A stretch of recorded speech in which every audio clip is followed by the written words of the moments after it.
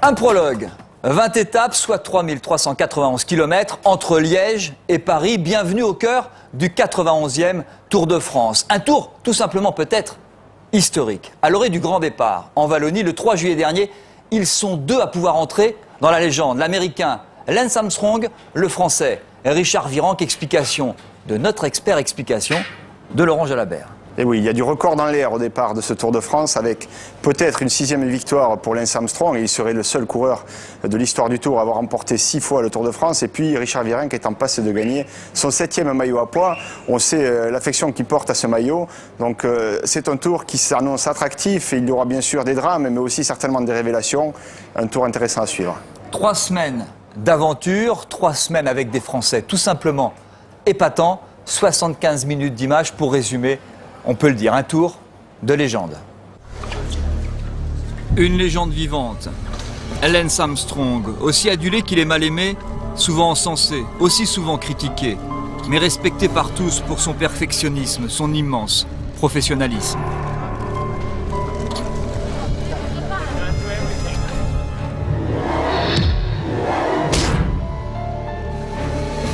Le Tour de France n'a pas commencé qu'il est déjà terminé pour Matthew White. Le coureur de la Cofidis chute en reconnaissant le prologue. Il est remplacé dans l'urgence.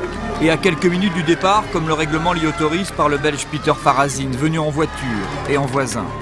L'Australien meurtri apprécie quelques mots de réconfort. C'est bon, c'est un bon mec. Armstrong était son boss encore l'an dernier en 2003. 2004.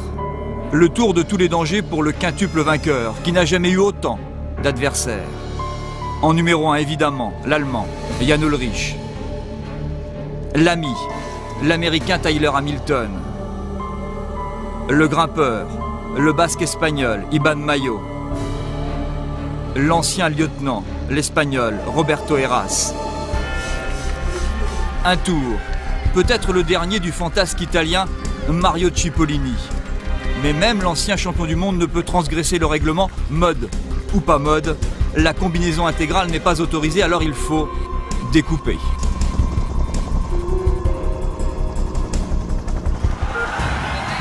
Le prologue, 6 km 100, un aller-retour dans les rues de Liège.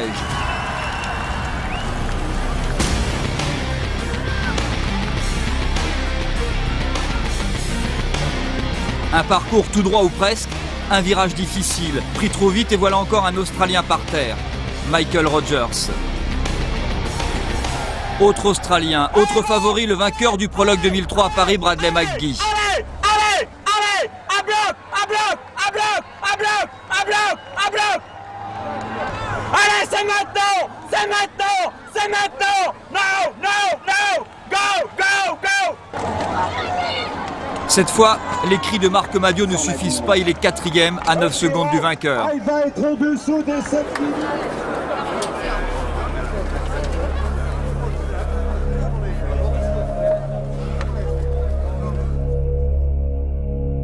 Battu par un autre spécialiste, le Suisse Fabian Cancellara, double champion du monde junior du contre-la-montre, vice-champion du monde espoir.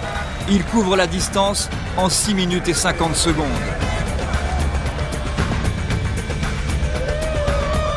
Même le maître du temps s'incline. Mais Armstrong, 2e, a déjà envoyé un message à ses rivaux. Ullrich est à 15 secondes, Hamilton à 16, Mayo à 19.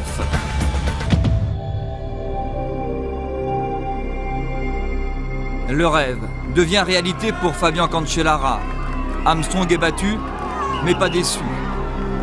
Le jeune Suisse de Berne, il a 23 ans, est le premier maillot jaune du Tour. C'est le maillot jaune de premier au classement général. Il prend son temps, il a raison car il savoure chaque seconde.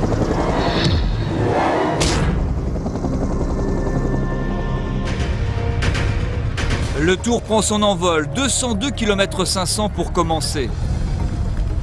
Cancellara est en jaune et une fois n'est pas coutume, Armstrong en vert. Le Suisse ne peut tout porter, il laisse le maillot de meilleur sprinter à son dauphin au général. Entre Liège et Charleroi, sur un parcours vallonné, il pleut. ce qui ne freine en rien les échappés. 5 partis au kilomètre 15. Jens Voigt, Yannick Tomba, Paolo Bettini, Bernard Teisel, Franck Régnier. Des mousquetaires, un tantinet kamikaze, cascadeur de tempérament, prince de l'aquaplaning.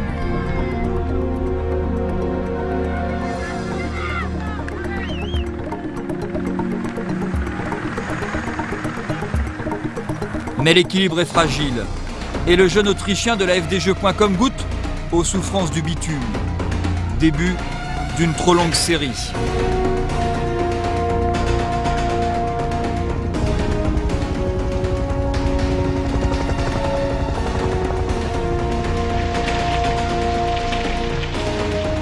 116 km d'échappée avant de voir revenir les routiers sprinteurs, dont le roi a un nom, Alessandro Petacchi.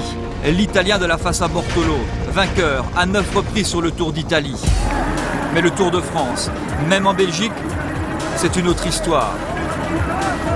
Tout en puissance, l'Estonien de l'équipe française AG2R Prévoyance, Jan Kirsipuu, signe son 4e succès dans un Tour de France.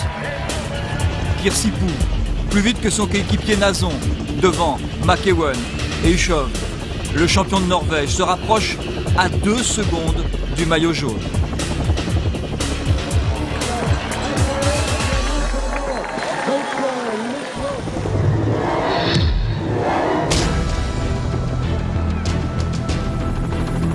« 187 coureurs, 197 km entre Charleroi et Namur.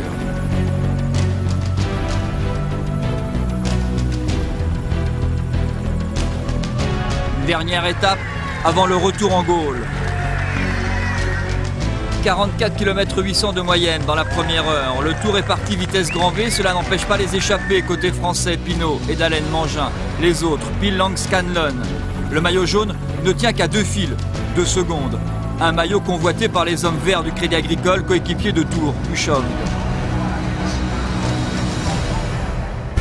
À l'arrière, 5 hommes vont à terre. Le plus touché, l'Italien et le lieutenant de Mario Cipollini, Matteo Fanini. Il souffre de la clavicule gauche. Il abandonne. L'Espagnol Roberto Heras connaît sa première frayeur, mais pas la dernière.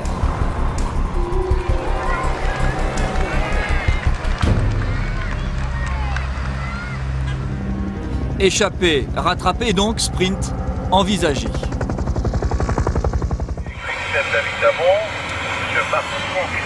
Moi, je crois que tout le monde, les équipes à sprinter vont rouler pour les finales. Et ça va tout se jouer, comme on a dit, sur le dernier sprint. Un sprint préparé par les Crédits Agricoles du Schovd et les Quick Step de Boonen.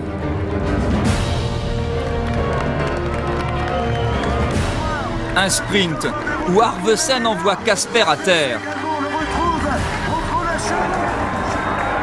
Un sprint à Namur que domine de la tête et des épaules le très rapide, le trop rapide australien Robbie McEwen.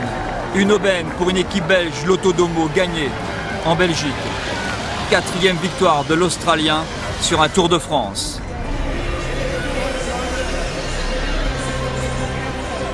Autre aubaine, les bonifications, elles offrent la première place du classement général à Tour Ushov, premier Norvégien de l'histoire, en jaune.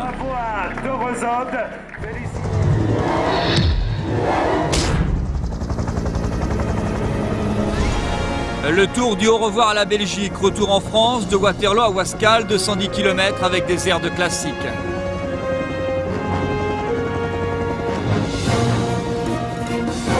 Un peu de flèche brabançonne pour commencer, terrain idéal pour une échappée et 2 spécialistes, le Hollandais Bram de Groot, l'Allemand Jens Voigt.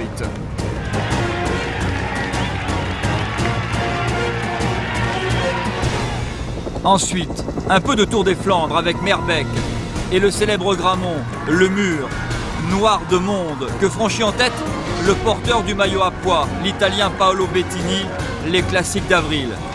C'est son truc. Enfin, clin d'œil des organisateurs, un peu de Paris-Roubaix avec 2 secteurs pavés. Le peloton nerveux, très nerveux, accélère. À l'arrière, une chute expédie plusieurs coureurs à terre, dont Marco Velo, clavicule fracturée. D'autres sont retardés, parmi eux, un favori, Iban Mayo.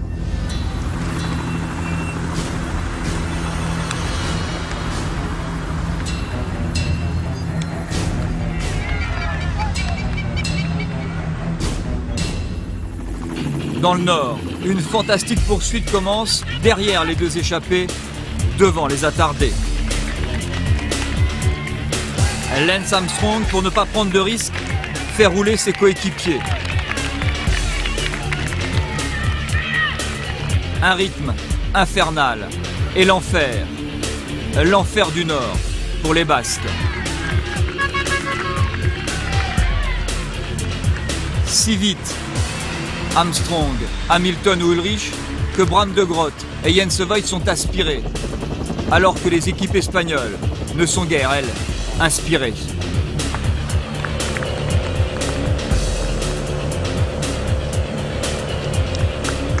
Même le maillot jaune est dans la galère, tout comme son coéquipier Christophe Moreau.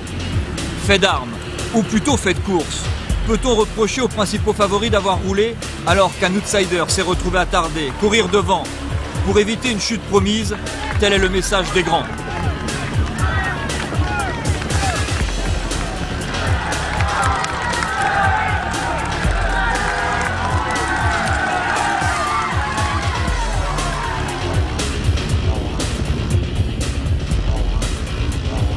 Premier coup de blues pour un outsider, premier coup de blues pour l'Espagnol Iban Mayo. Il n'aperçoit même pas le troisième sprint du tour et la victoire de Jean-Patrick Nazon. Nazon devant Zabel et McEwen pour la deuxième victoire des AG2R en 4 jours.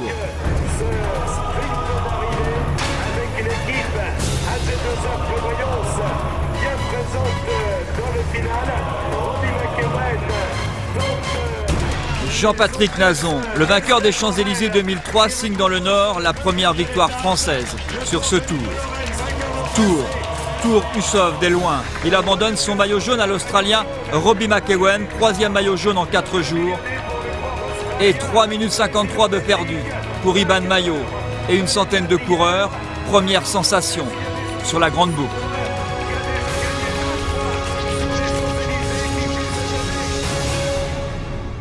Depuis le prologue, beaucoup de surprises avec déjà la victoire de Cancellara et puis la confirmation qu'Armstrong est bien à nouveau le grand favori du Tour de France.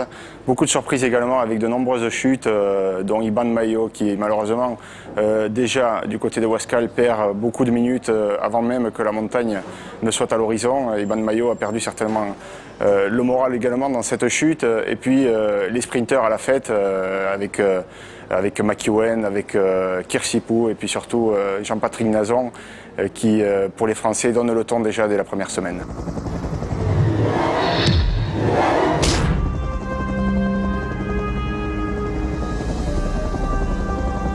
64 km 500 entre Cambrai et Arras. C'est le jour, c'est l'heure du contre-la-montre par équipe sous le déluge.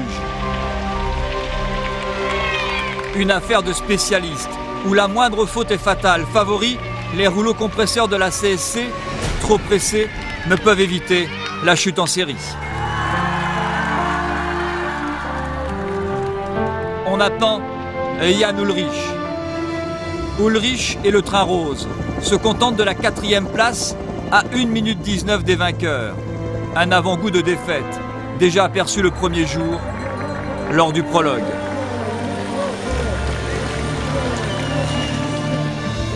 La surprise, la 3e place de l'équipe espagnole Il Balear, l'ex Banesto, de Paco Mancebo, de Denis Menchov, de Vladimir Karpets. 2e, malgré une certaine débandade après une crevaison, les Phonak. Tyler Hamilton est désormais l'adversaire numéro 1. Il sait se comporter comme un vrai patron. L'Américain prend sur lui de faire attendre tout le monde, mais que de temps perdu et d'illusions pour finir finalement à 5. Mais l'équipe Phonak est 2e à 1,07. 1 minute, 7 secondes sur le train bleu, une machine huilée comme jamais.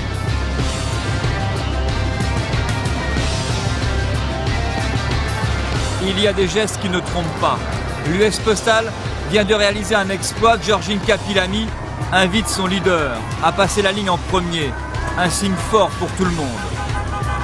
Certes, À l'arrivée, compte tenu du nouveau règlement, les écarts, désormais en temps compensé, sont presque anecdotiques, en tout cas minimes. Mais Lance Armstrong vient d'envoyer un deuxième message à ses principaux rivaux.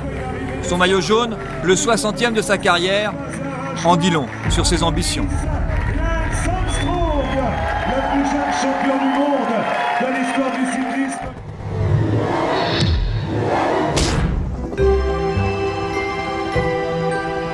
Au départ d'Amiens, Armstrong est en jaune.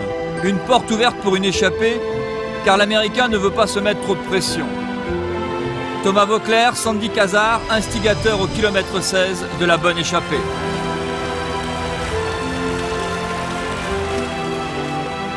Derrière, personne ne veut rouler, surtout pas l'US Postal. Pourquoi dépenser inutilement des forces? Et au moment où les équipes de sprinteurs lancent la chasse, une nouvelle chute arrête les 183 rescapés.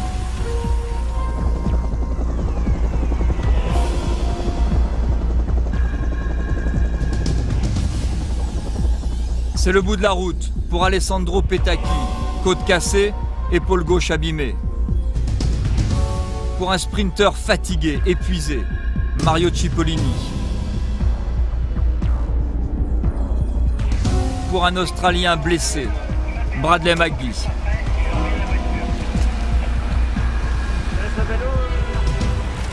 La voie est libre pour le champion de France Thomas Voeckler, virtuel, maillot jaune, car le mieux placé des 5 dans les échappées.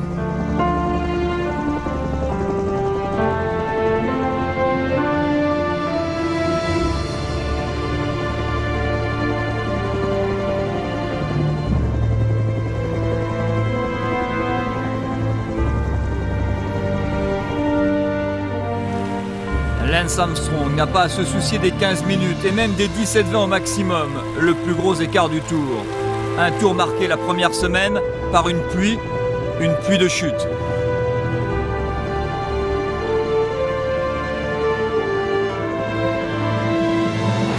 Et les 5 vont au bout, Cazard, Voeckler, Bäckstedt et surtout Pil, regarde.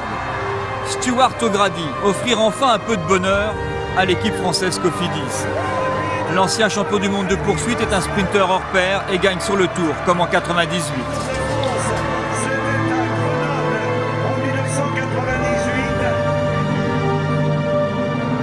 Mais le grand bonheur, pour un gamin de 25 ans, martiniquais d'origine atypique, meurtri par la disparition de son père en mer.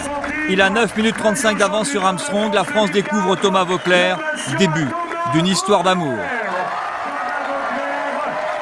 La pluie s'est invitée à la fête du Tour de France, mais elle n'aura eu aucune emprise sur la domination des US Postal de Lance Armstrong qui déjà à Arras affirme leur suprématie. Armstrong en jaune, c'est déjà une image que l'on connaît, mais c'est beaucoup trop tôt dans ce Tour de France et dès le lendemain, Thomas Voeckler nous montre toute l'étendue de son talent en se glissant dans une échappée au départ. Belle étape remportée par Stuart O'Grady, mais surtout une grande révélation pour ce jeune champion de France qui ne sait pas encore qu'il va conquérir le cœur des foules, mais qui va s'affirmer comme le grand combatif de ce Tour de France.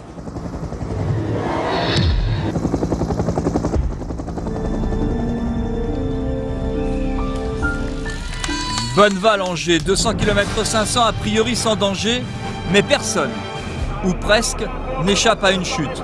Même pas lui, le favori, Lance Armstrong, légèrement touché au genou droit.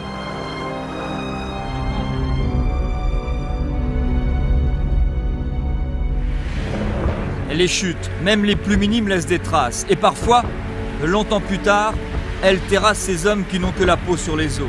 Cette année, 50% du peloton s'est retrouvé directement ou indirectement concerné par une chute.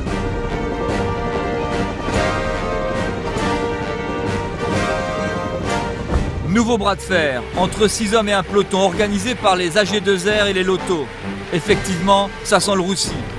Mais le sprint n'a pas lieu. Sous la flamme rouge, une chute encore, massive cette fois, expédie la plupart des sprinteurs au tapis.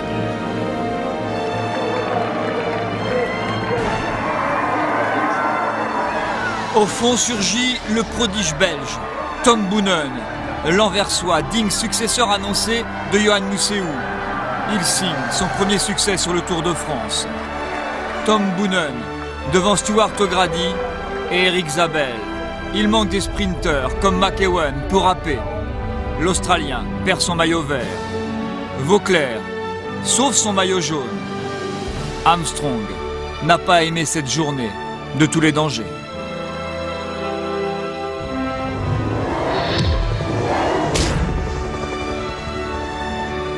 Septième étape. Et déjà que de mots et de bobos pour ici Vizioso, ou ici Simoni, ou encore la Maillot.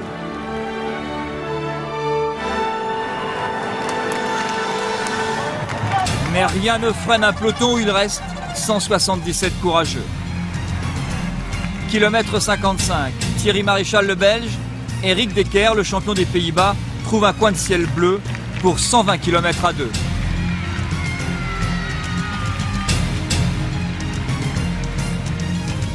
Châteaubriand-Saint-Brieuc, 204 km 500, le Tour entre en Bretagne.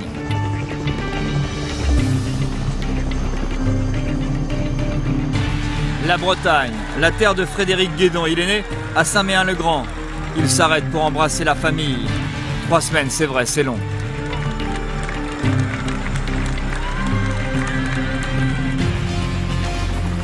C'est l'étape de la mer. Becquerel, Cap-Fréhel et la côte de Saint-Aide. 1,5 km avant de déboucher sur la falaise, le nez dans le vent. Idéal pour un coup de Trafalgar, orchestré par Bjarne Riis, le directeur sportif des CSC, un habitué. Le peloton se coupe en 5. Mais personne parmi les favoris n'est pris dans la bordure. Finalement, ce coup de génie est un coup d'épée dans l'eau. Et tout rentre dans l'ordre. Le peloton se relève, mais au passage reprend les 2 fuyards.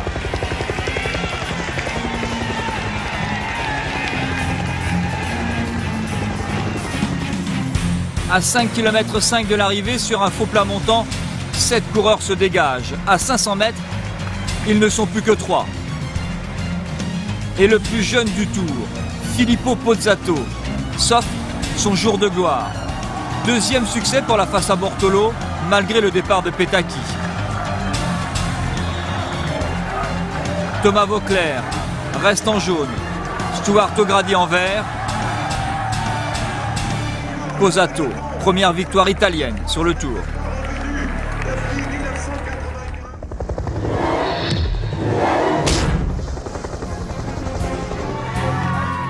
Thomas Vauclair, premier du général, Sandy Cazard, 3e, la jeune garde française à fière allure. Un coup d'œil dans le rétroviseur pour apercevoir Scholz, Pil, Tossato. Leur avance atteint 5 minutes 50 avant d'aborder la côte, le mur de Bretagne, côte de 3e catégorie entre Lamballe et Quimper.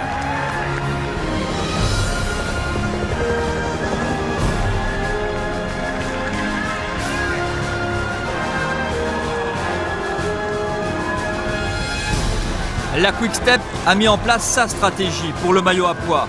D'abord Paolo Bettini avant Richard Virenque qui prend ici son premier point.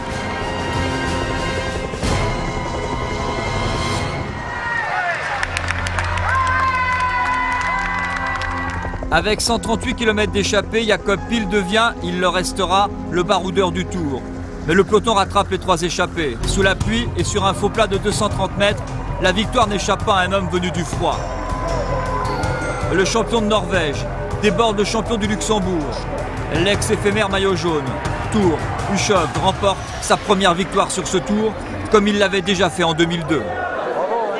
Thomas Vauclair, surprenant leader, est en train de devenir le nouveau chouchou des Français, en tout cas il plaît. Lance Armstrong, 6e du classement général à l'esprit serein.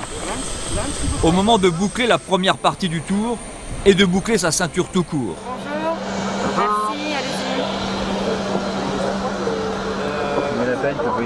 Rien n'est fait, mais il le sait. Il a beaucoup d'avance sur Iban Mayo et pas mal non plus sur Jan Ullrich. Mais les choses sérieuses commencent et le Tour recommence dans le Limousin après 9 jours de plat, 9 jours de pluie.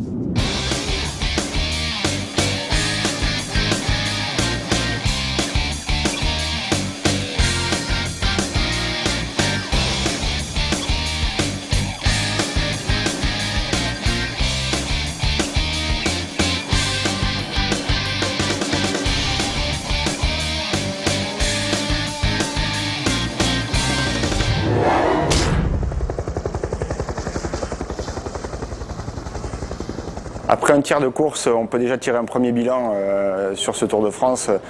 Les stars et les jeunes sont dans l'allure.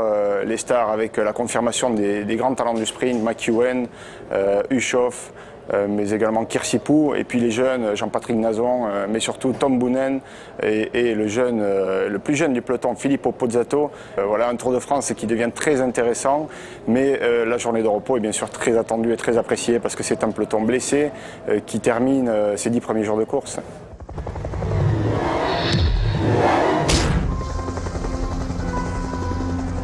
Saint-Léonard de Noblat-Guéret, étape totalement inédite, la plus courte du Tour 2004. Elle inspire l'Espagnol l'Andalouse, l'Italien Simeoni.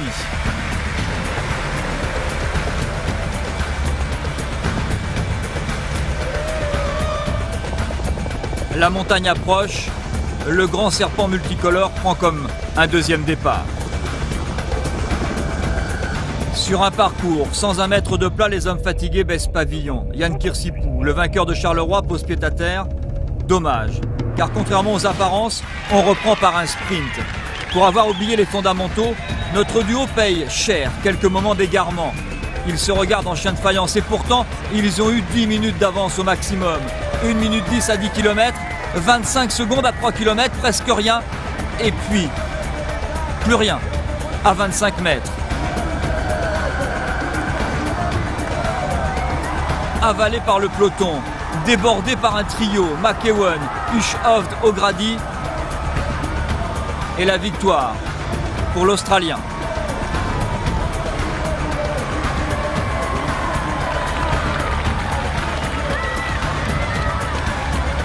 Le maillot vert exulte, normal. C'est sa deuxième victoire après celle de Namur. Il consolide son maillot vert, celui qui rime avec sprinter. Le gaucher Vauclair continue son rêve en jaune.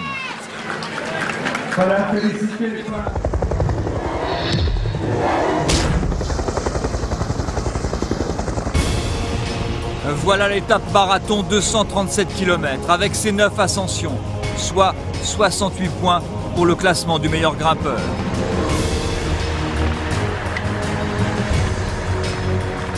C'est l'entrée en jeu de Richard Cœur de Lion. Le chevalier, aussi maillot à pois, part à la conquête unique d'un 7e, comme on part en croisade sur une longue étape à l'ancienne. Sylvain Chavanel, le futur Français conquérant, n'y croit pas, n'y croit plus. La différence, c'est l'expérience. Axel Merckx, Richard Virenque accélèrent et repartent à l'aventure. Et quelle aventure!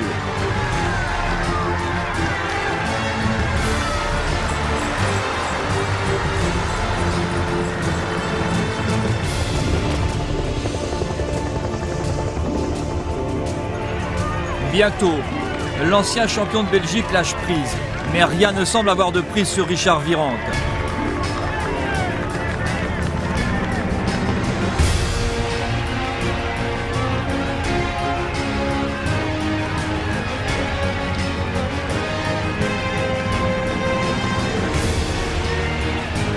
Au sommet du Puy-Marie, le col du Pas de Pérol, classé première catégorie, il est virtuel, maillot à pois.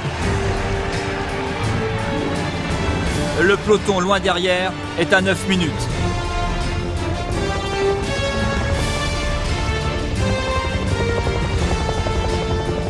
Dans la descente, l'Allemand Matthias Kessler chute lourdement. Image impressionnante.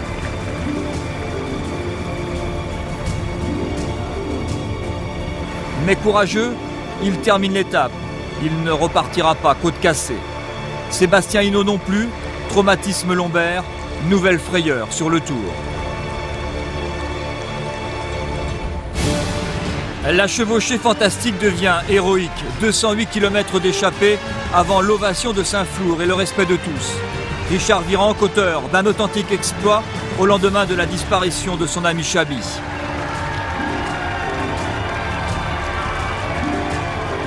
Sa 7e victoire d'étape sur le Tour de France. Clauden, Ulrich, Mancebo, Vauclair 5e et Armstrong arrivent 5 minutes 19 après le héros, auteur d'un sacré feu d'artifice le 14 juillet. La Virenque-mania, née du maillot à pois, est de retour.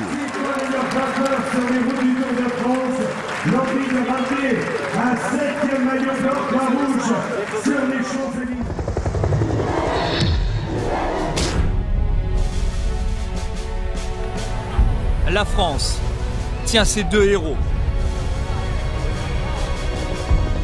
Encore une étape courte entre Saint-Flour et Figeac, mais dure, trop dure pour le géant suédois Magnus Bäckstedt, le vainqueur de Paris-Roubaix. Même les géants ont un cœur d'artichaut. C'est ça, la grandeur du Tour.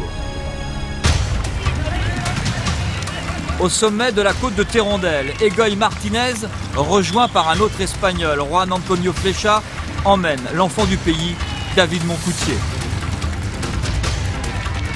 En haut de Montsalvi, 4e ascension du jour, l'écart est de 8 minutes 15, normal. Le peloton est emmené par une équipe absolument inédite.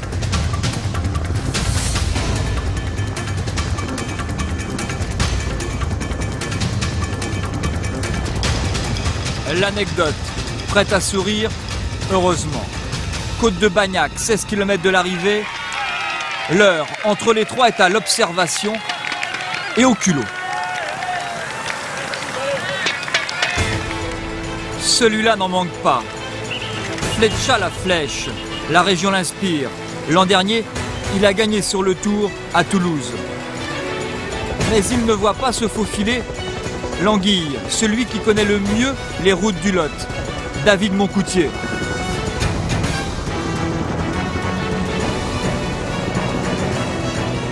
Le fils du facteur, c'est une tradition dans la famille, dépose ses deux compagnons d'échappée. À 29 ans, il n'a pas le palmarès qu'il mérite, faute parfois de ne pas avoir osé, mais l'air du pays lui donne des ailes.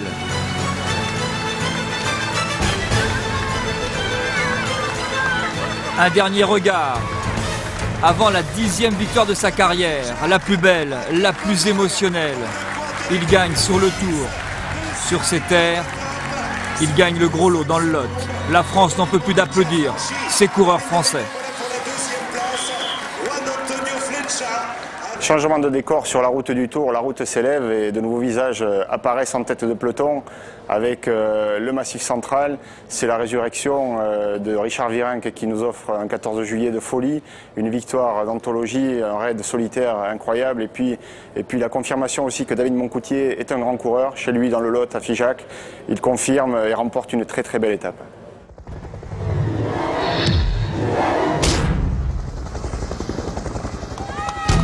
Le Tour entre dans les Pyrénées.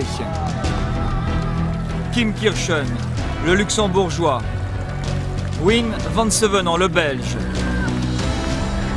Marcus Lundqvist, le suédois.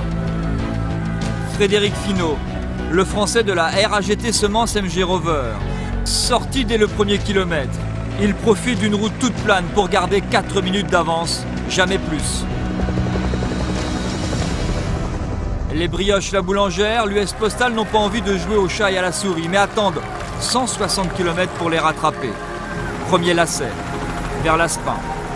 Et première accélération de l'US Postal.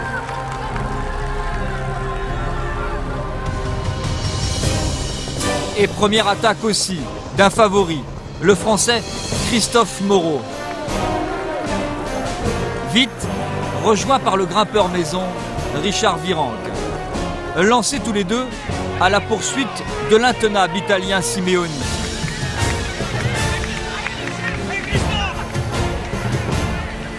Encore un coup d'épée dans l'eau. La pluie, orage, au désespoir.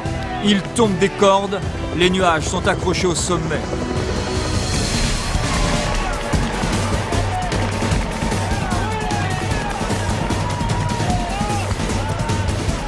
Au sommet de l'Aspin, l'ancien champion du monde de VTT, Michael Rasmussen, passe en tête.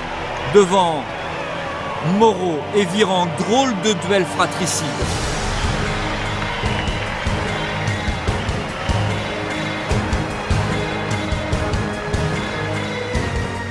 L'étape se joue sur les 8 km de l'ascension vers la Mongie.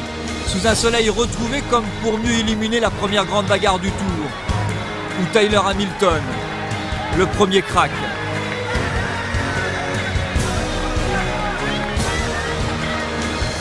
Richard Virenque accompagne du regard un maillot jaune pour la première fois en difficulté.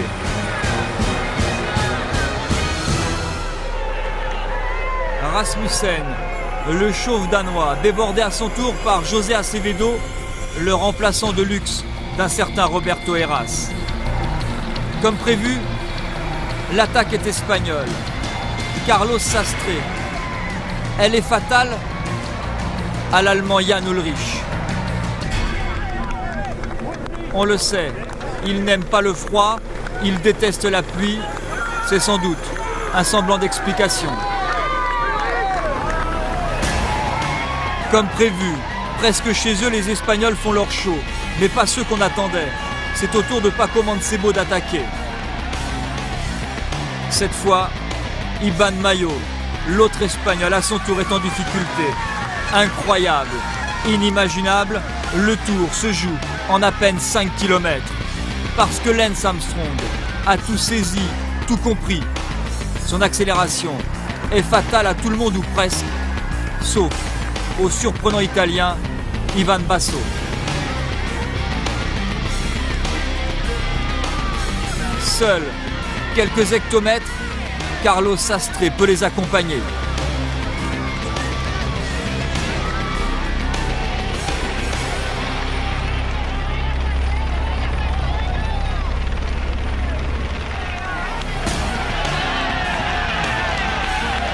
Sensible au cancer qui touche la mère de l'Italien et conscient d'avoir assommé le Tour, Lance Armstrong laisse le coureur de Cassano Magnano gagner à la Mongie, gagner sa première étape dans le Tour de France.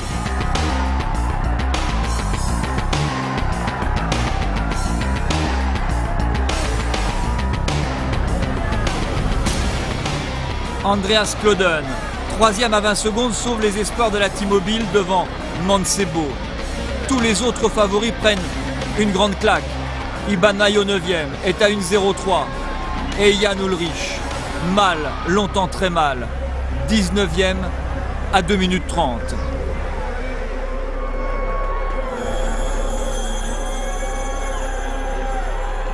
Première étape de montagne et déjà, que de souffrance. Mais délivrance pour un extraordinaire Thomas Vauclair, fendant les drapeaux basques. 41e à 3 minutes 59, il sauve son maillot jaune et séduit un peu plus acteurs, suiveurs, spectateurs, téléspectateurs. Pour d'autres, l'objectif est atteint. Il voulait arriver dans les délais, ça donne des ailes.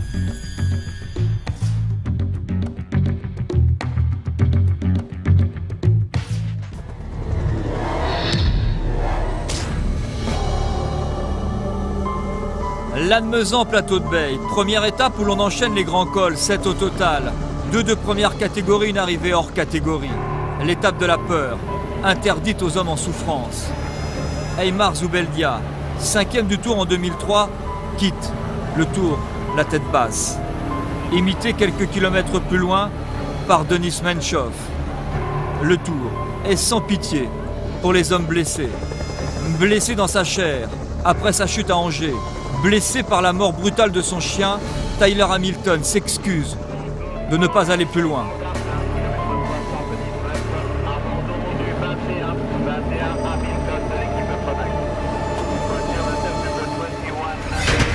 Pendant ce temps, Jens Voigt et Sylvain Chavanel sont devant, rejoints après 30 km de poursuite en solitaire par Michael Rasmussen.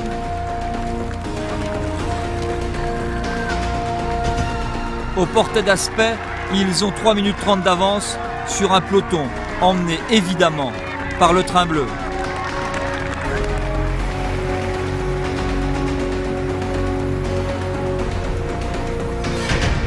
L'avance au maximum monte à 5 minutes 50.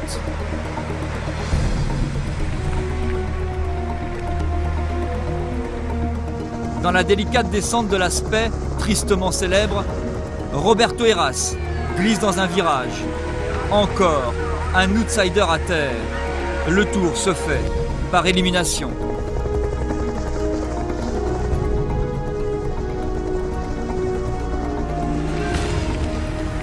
Sylvain Chavanel, autre symbole d'une formidable équipe Brioche la Boulangère, lâche prise. Et les trois hommes ont réussi 131 km d'échappée. Ils sont dans le col d'Agnès. Le peloton est tout prêt, lancé à vive allure. Trop vite pour l'Espagnol Iban Mayo, tout simplement au bout du rouleau. Il met pied à terre. Et il faut des mots forts de ses coéquipiers, de Julián Gorospe, des mots du fond du cœur, au nom de la passion et du respect de tout un peuple, venu l'admirer sur les bords de la route, pour l'obliger à remonter sur le vélo. Presque un zombie tout simplement, qu'il faut pousser, mais respecté par ses adversaires, comme ici, le premier maillot jaune du Tour. Les jambes ne tournent plus, mais Mayo terminera tout de même l'étape.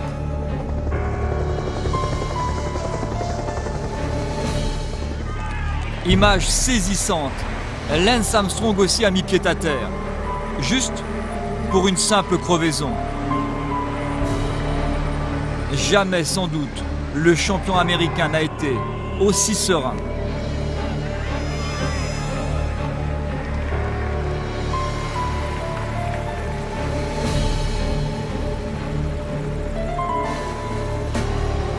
Et jamais sans doute son équipe n'a été aussi forte, aussi puissante. Un rouleau compresseur auquel personne ne résiste. Iban Mayo a abdiqué. Jan Ullrich n'est pas loin d'en faire autant. Les adversaires de Lance Armstrong ne font même plus illusion. Il n'y a pas de bagarre. Simplement des aveux d'impuissance.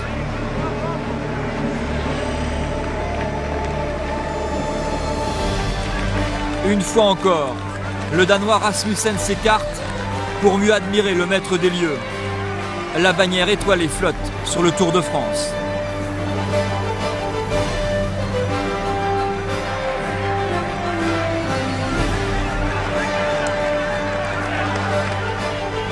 Comme la veille à la Mongie, ils sont tous les deux en tête. Lance Armstrong, Ivan Basso.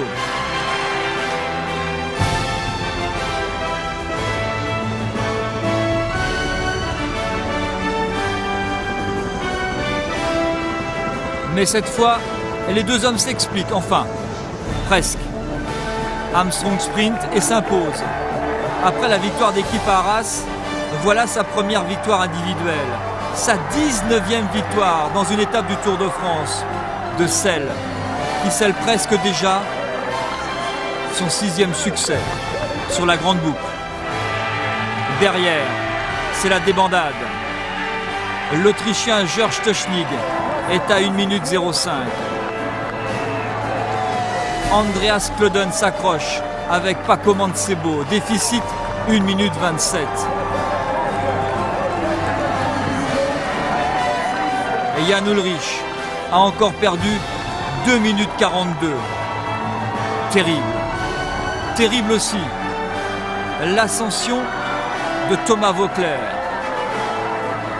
Thomas le Magnifique, à sa façon héroïque, 13e à 4 minutes 42, comme un 13 porte-bonheur pour 22 secondes.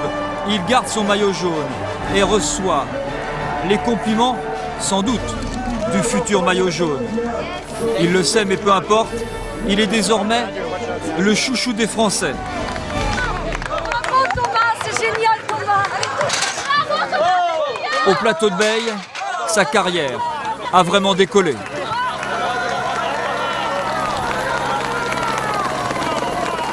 La montagne est impitoyable et les Pyrénées auront été décisives dans ce Tour de France avec des indications, avec la confirmation de Lance Armstrong qui est le grand patron du Tour, Ivan Basso qui se révèle à un très grand niveau et puis des déceptions, Jan Ullrich qui passe à côté des Pyrénées, Tyler Hamilton qui doit quitter le Tour blessé suite à sa chute dans l'étape d'Angers.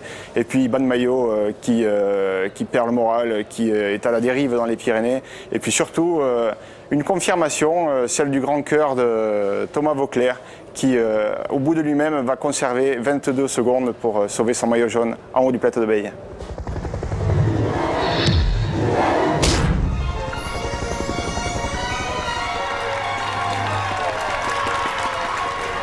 Quatorzième étape, les 160 rescapés quittent avec une certaine admiration Carcassonne.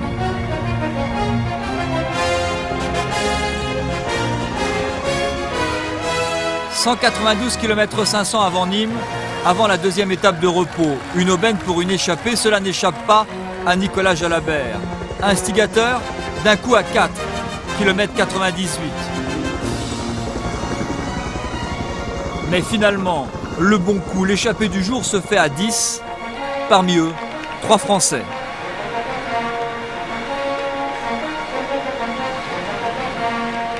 Un bond de sortie autorisé par l'équipe Brioche La Boulangère, tout à son bonheur, d'un 9e jour en jaune pour Thomas Voeckler. Un vrai moment de bonheur.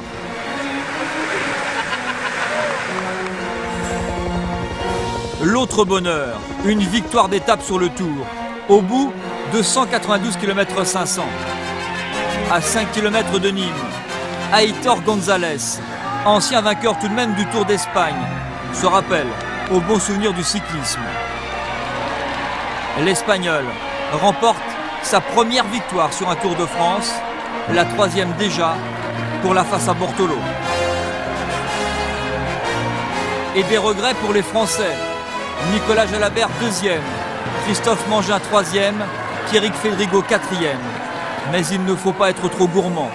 Le champion de France est toujours en jaune.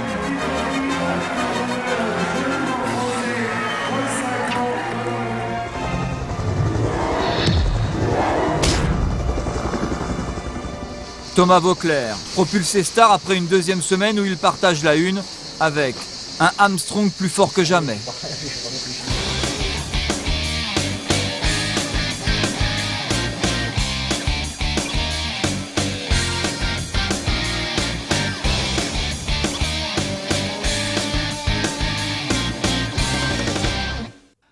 Une journée de repos n'a pas suffi. Iban Mayo abandonne, quitte le Tour, la tête basse.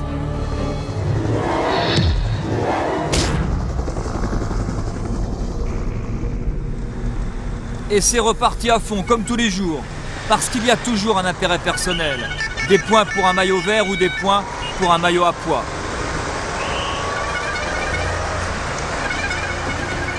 Cinq hommes s'en vont. Vicente Garcia Acosta, Janek Tombak, Richard Virenque, Carlos da Cruz, Ludovic Martin. Personne, décidément, cette année n'est épargné. Même pas Andreas Klöden, 3e du classement général. Révélé sur les routes de Paris-Nice. Klöden à terre, cuisse gauche râpée, genou gauche abîmé.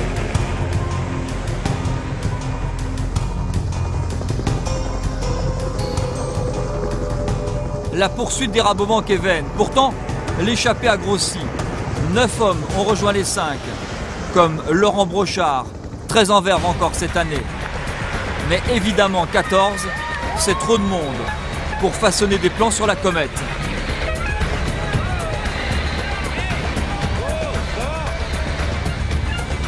Les Alpes se profilent à l'horizon.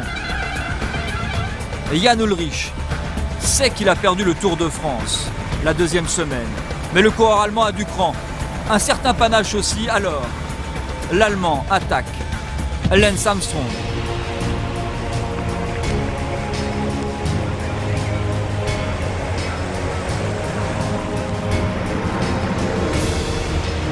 Frémissement sur le Tour. Échevauchée impressionnante. Derrière, les deux rescapés. Derrière, les deux princes de la montagne, juste devant Jan Ullrich.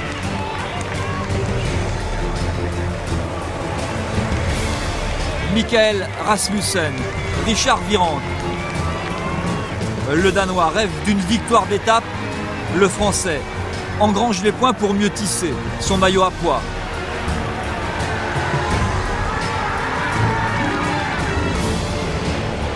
Et Jan Ullrich, bouche grande ouverte, semble enfin voler. C'est le Jan du passé, le roi du macadam, comme un avion vers Villard-de-Lans.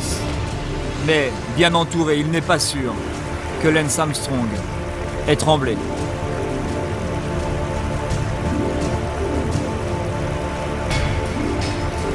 En revanche, la bagarre des stars cette fois est fatale à Thomas Voeckler. Maillot ouvert, il lâche, minute après minute. C'est la fin d'une très belle histoire. Ullrich, de plus en plus vite, tellement vite qu'il est limite. Mais l'histoire d'un jour ne refait pas le tour, tout seul, trop seul. Il finit par s'épuiser et le baroud d'honneur s'achève. Avec des regrets, celui de ne pas avoir vu ça plus souvent.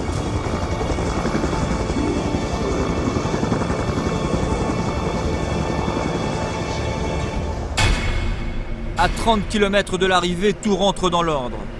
Il ne reste plus que quelques favoris, du 2e au 10e au classement général, en l'absence du leader du maillot jaune.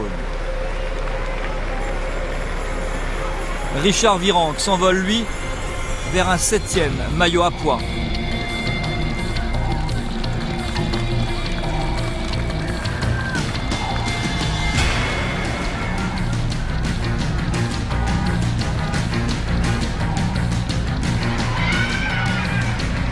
Lance Armstrong, plus serein que jamais, regarde, à 2 km de Villars, Andreas Klöden sonner la charge. C'est peut-être le jour, la revanche des T-Mobile. Klöden, Ullrich contre Basso, Armstrong.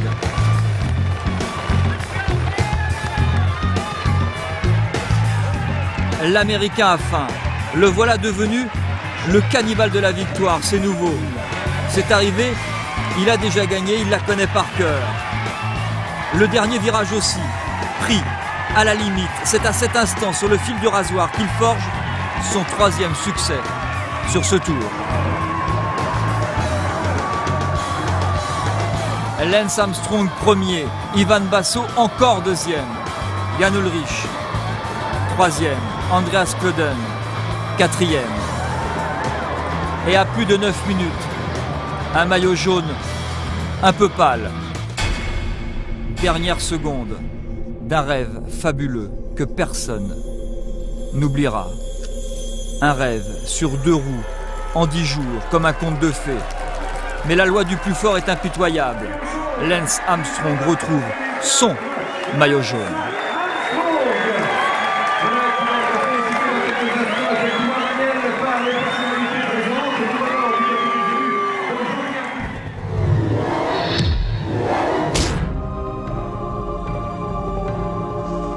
L'Alpe d'Huez, gravé à son origine en 1952. Le Tour y revient pour la 24e fois. À la simple nuance que pour la première fois de son histoire, la montagne mythique est escaladée en contre-la-montre.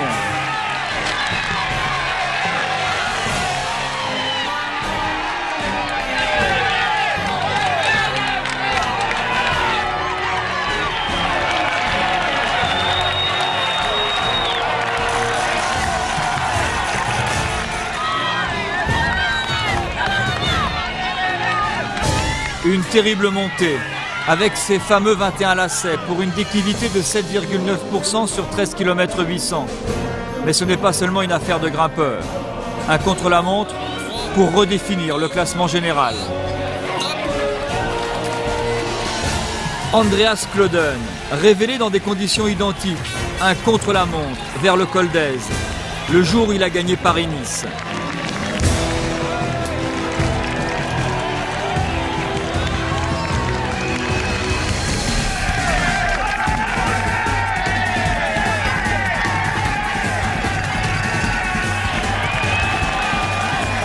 Le champion d'Allemagne, en vrai grimpeur rouleur, rejoint celui parti 2 minutes devant lui, Paco Mancebo.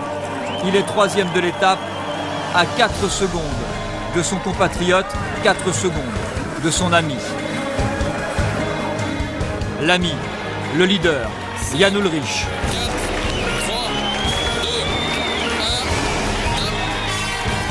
Le coureur allemand est le seul a conservé un guidon de triathlète.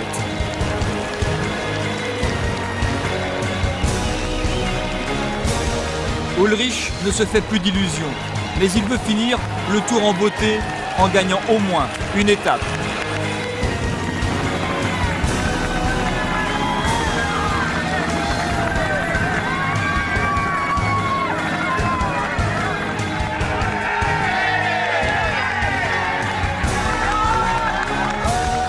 Mais une fois encore, il va échouer. Il est loin, très loin, et pourtant, deuxième de l'étape. Deuxième, à plus d'1 minute de l'invincible, de l'intouchable. Deuxième derrière, Lance Armstrong.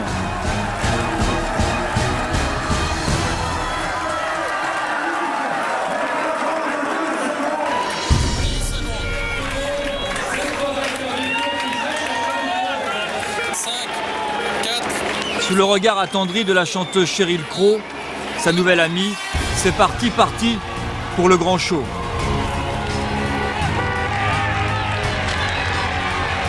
Lance Armstrong, sur une route qui n'existe plus, tant la foulée danse. Lance Armstrong, comme une fusée jaune, mise sur orbite.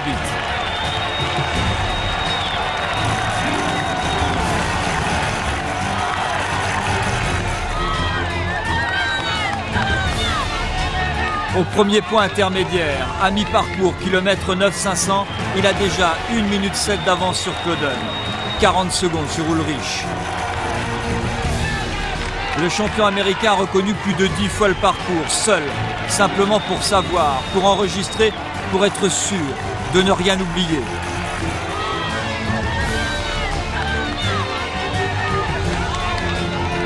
À l'inverse d'Ulrich, il quitte parfois la selle, relance en danseuse et mouline plus vite que jamais. C'est sans doute ça, son secret.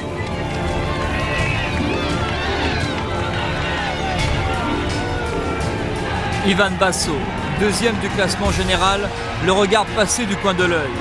Mais cette fois, Lance Armstrong ne lui jette même pas un regard, trop concentré, trop pressé peut-être de gagner.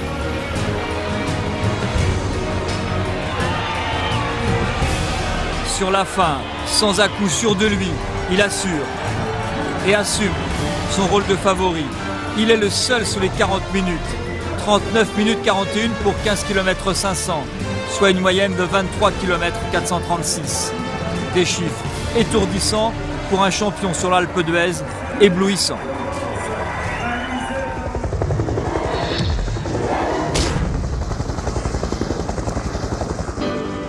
« 17e étape. L'étape Rennes, Isère, Savoie, Haute-Savoie, 5 cols, 3 de première catégorie, 1 hors catégorie. Glandon, Madeleine, Forclaz, Croix-Frie, plus de 6 heures sur la selle dans un décor de rêve. Aujourd'hui, jour de l'Italie. Bartoli mais aussi Simoni et Simeoni, accompagnés par l'Allemand Aldag et le jeune Français Martin. L'US Postal surveille à distance Gilberto Simoni, le mieux placé au général. Un classement où n'apparaît plus Roberto Heras. Encore un abandon de marque. De son côté, Richard Virenque continue de ramasser des points et des points parce qu'à force de gagner, Armstrong s'est rapproché de lui.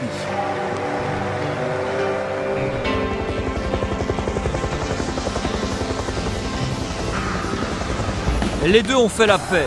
Christophe Moreau, Richard Virenque, en formidable descendeur. Ils lâchent le peloton, les voilà partis encore pour un bout d'aventure.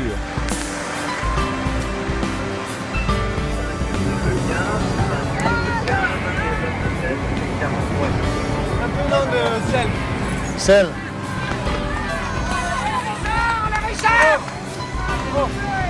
Hein?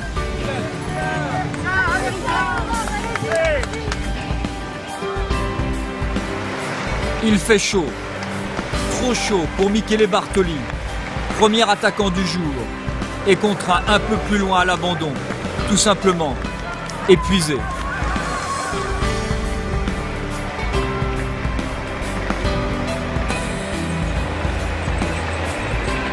Moreau et Virenque sont revenus, mais le trophée Henri Desgranges au sommet de la Madeleine revient finalement à ce diable. de Gilberto Simoni, capable du pire et du meilleur. Hey, le maillot Combien j'ai le point? Ouais, c'est fini. Ouais. Allez. Ici, le coureur français est entré dans l'histoire du cyclisme. Il est le premier, le seul, à remporter pour la 7e fois le classement du meilleur grimpeur.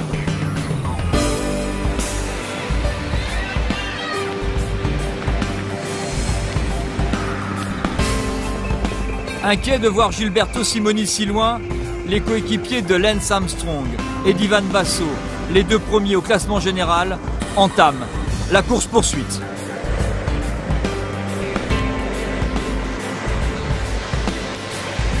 Devant, 1 à 1, les échappés lâchent prise dans la montée vers le col de Tamier. Filippo Simeoni d'abord, Ludovic Martin ensuite, mais le jeune Français a fait honneur à son maillot.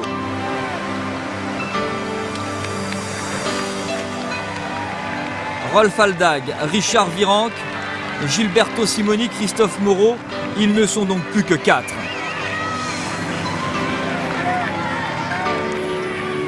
Et Richard Virenque met un point d'honneur à passer en premier au Tamier, où ils ne sont plus que 3 au moment d'attaquer le col de la Forclaz. 8% sur 8 km 200.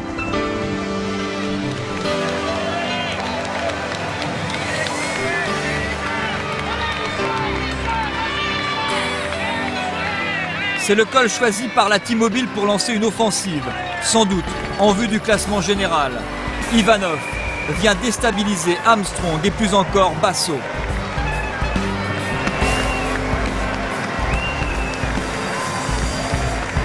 Au sommet, Virenque n'a plus que 2 minutes 35 d'avance.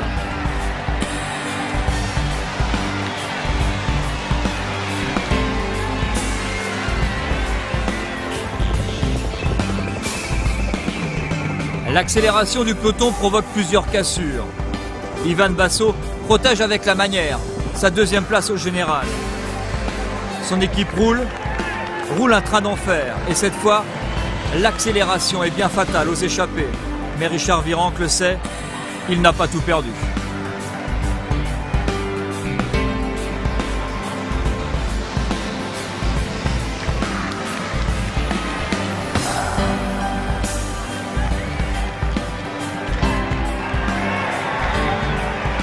Au sommet de la Croix-Frie, ils ne sont plus que 5 parmi les favoris. Jan Ullrich, Floyd Landis, Ivan Basso, Lance Armstrong et Andreas Klöden. 5 pour une victoire d'étape. Armstrong joue la carte Landis, mais Klöden en rêve depuis le départ. Tout semble jouer à 800 mètres de l'arrivée. Le champion d'Allemagne y croit, se retourne et relance encore. Mais peut-être un peu tard. La fusée jaune est encore là, difficile à expliquer, mais Armstrong veut tout gagner. Et sa joie sur la ligne d'arrivée en dit long sur cette volonté. 3e victoire consécutive du maillot jaune, c'est bien, un tour de légende. Après avoir dominé les Pyrénées, Armstrong a écrasé ses adversaires dans les Alpes. Il n'a laissé aucune chance à Ivan Basso. Du côté de Villard-de-Lans, le jeu des bonifications bien sûr, et puis la montée de l'Alpe d'Huez, montée mythique avec ce contre-la-montre individuel où de peu il manque le record de Marco Pantani. Évidemment, la dernière étape de montagne était celle du rachat pour ses adversaires. Ils n'ont rien pu faire face à un Armstrong dominateur qui a voulu encore enfoncer davantage le clou. Il s'est imposé encore une fois au Grand Bornand. Le maillot blanc rouge de meilleur grimpeur, ce sera un 7e maillot sur les Champs-Élysées. Richard Virenque, record historique et partager le record.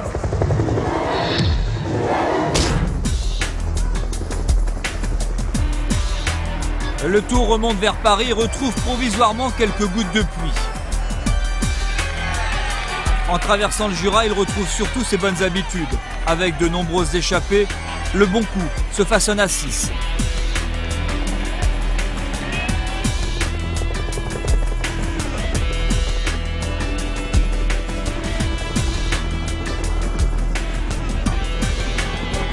Cette fois, le classement général est figé. Fixé, presque définitif. Il reste tout de même un col, celui de la Fossile. Mercado passe en tête, alors que la veille au soir, malade, il a failli abandonner.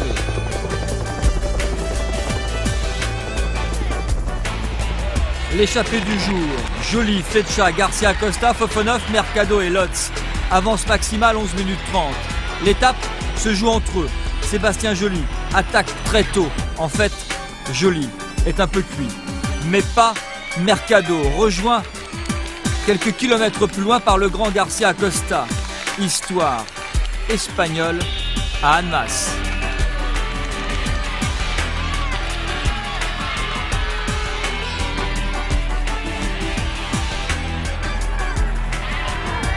Il ne faut jamais se fier aux apparences. Le plus petit est aussi le plus malin. La quick step avec Virenque, avec Boonen et ici avec Mercado réussit presque un tour d'exception.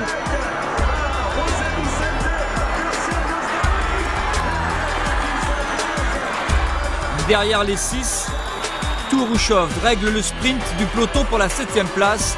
C'est toujours aussi chaud pour le maillot vert.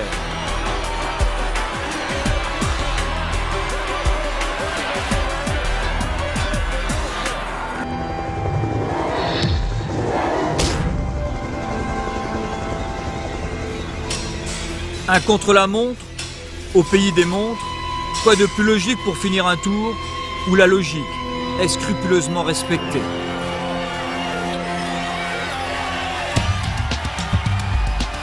Jan Ullrich n'a pas gagné, mais il a tout essayé ou presque, avec ses moyens. Une fois encore, l'Allemand est obligé de s'incliner, même sur du plat, même sur 55 km. Et comme à l'Alpe d'Huez, il abandonne 1 minute.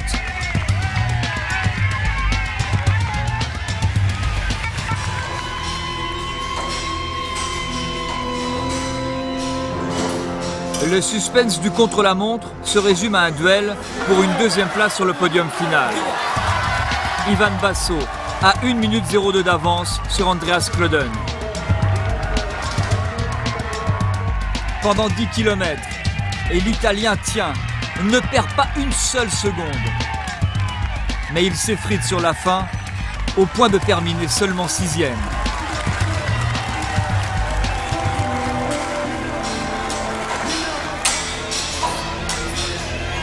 Trop loin du spécialiste, du champion d'Allemagne, parti doucement, mais sûrement.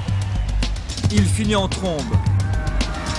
Motivé comme jamais, renseigné aussi, 3e de l'étape, il reprend exactement à la seconde près, 1 minute 23 à Ivan Basso.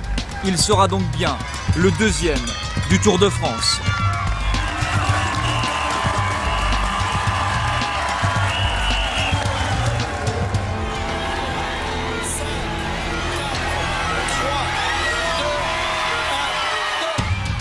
Quitte à entrer dans la légende, Lance Armstrong aime autant que ce soit par la grande porte. Donc, il a décidé de dominer le dernier rendez-vous important de ce tour. Et une fois encore, il surclasse absolument tout le monde. Entre lui et les autres, il y a toujours au moins 1 minute d'écart. 1 minute 01 exactement, pour être précis, à Besançon. 5 victoires individuelles, une d'équipe, Armstrong, plus fort que jamais.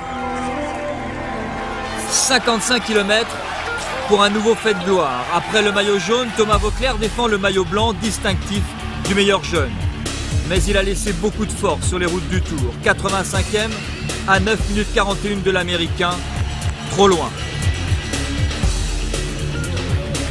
Un autre Français, Sandy Cazard, peut aussi rêver d'un maillot blanc qu'il a porté longtemps par intérim. Lui, à l'inverse, finit bien. 29e à 6 minutes 04, mais rien à faire. Rien à faire face à la machine à rouler. Vladimir Karpets, un Russe installé en Espagne qui ne parle pas ou peu, mais pédale. Très fort, trop fort samedi. 8e de l'étape à 3 minutes 33, il s'empare de la tunique blanche.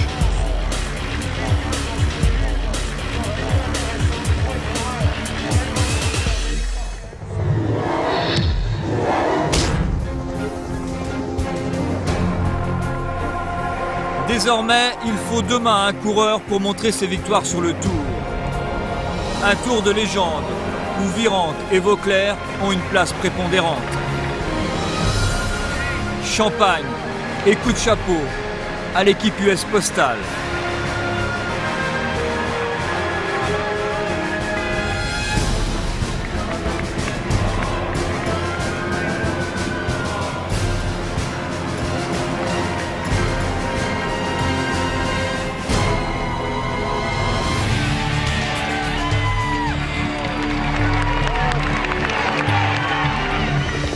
Paris, enfin, c'est fini pour 147 coureurs. Les coéquipiers de Lance Armstrong, avec du jaune sur le maillot et le cuissard, mettent un point d'honneur à entrer les premiers sur les Champs-Élysées.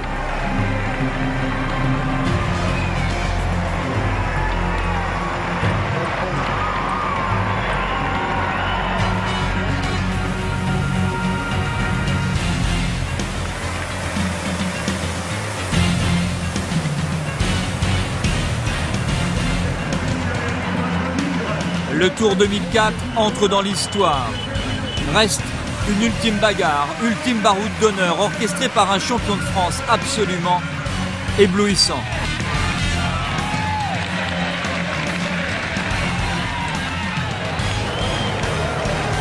Mais une fois encore, le Tour n'échappe pas à un sprint massif sur les Champs-Élysées.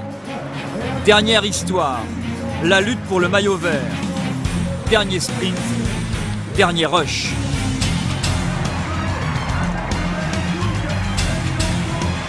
Il a tout pour devenir un grand. Tom Boonen encore. Le Belge signe sa deuxième victoire sur le Tour de France. La plus belle de sa carrière qui ne fait que commencer. Tom Boonen devant Jean-Patrick Nazon et Danilo Hondo. Quatrième, l'Australien Robbie McEwen sauve son maillot vert.